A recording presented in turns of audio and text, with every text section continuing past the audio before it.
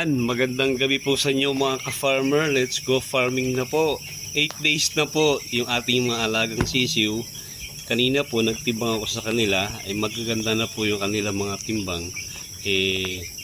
Papakita ko sa inyo lalo po bigat nila. Timbang tayo ng mga ilang piraso. Ang tulog po.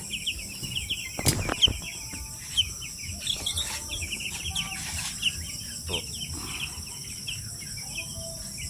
208 grams.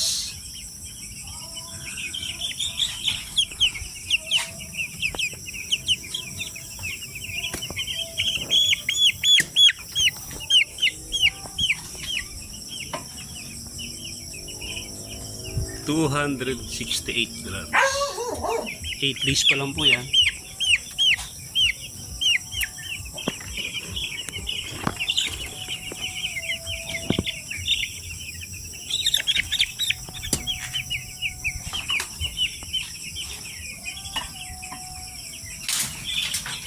$256.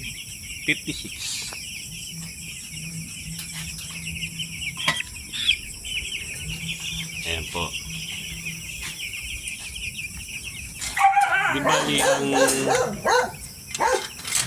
nabigay pa lang po sa kanila ay prevention sa respiratory. Tapos po wala pa silang vaccine. Baka po bukas ng gabi magbabakuna ako sa kanila ng Lasota. Pinaka second shot na po nila yon.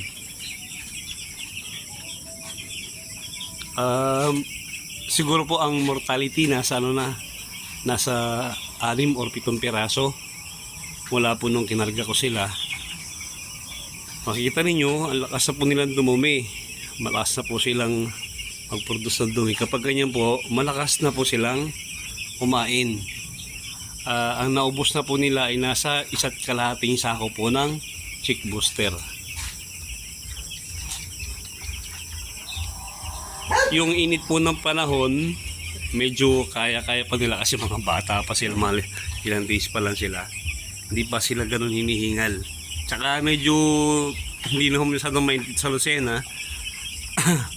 Pero pag talagang tanghaling tapat, yan, kita nyo, hihingalin talaga sila kasi nagte-32, 31 degrees. Pero pagdating po ng gabi, 29, 28 degrees, ganyan na lang po naglalaro yung temperature dito.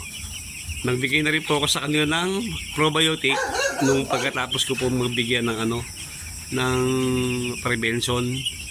Tapos po nagbigay na rin po ako ng dextrose powder para sa kanila. Yung dextrose powder po, panlaban din po yung sa stress. Pag mainit ng panahon, nagbibigay din po ako nun para medyo mayon sila. Pang kontra po nila sa stress. Tsaka pampagana pong kumain, pampagana rin pong uminom. Kung bukas po ng gabi, bukas ng umaga, makakabili po tayo ng Lasota di sa gabi po.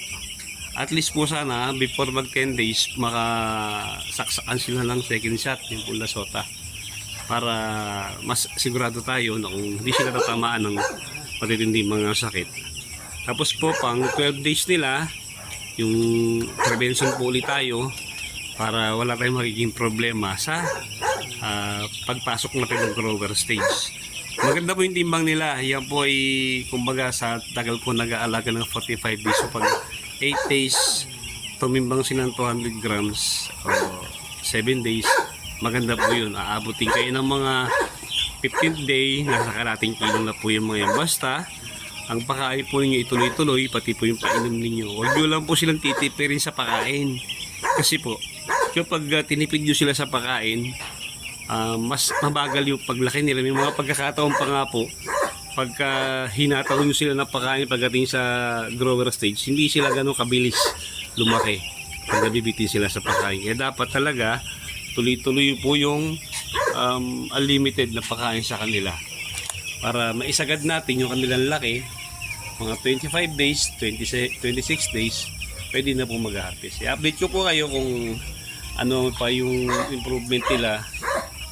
Pang 1 week mahigit pa lang naman po sila. Ayan, yan muna po mga ka-farmer. Marami po salamat sa inyo. Maraming salamat po sa ating mga bagong subscriber at walang sawang nanonood ng ating mga video. Mabuhay po kayong lahat at happy farming po.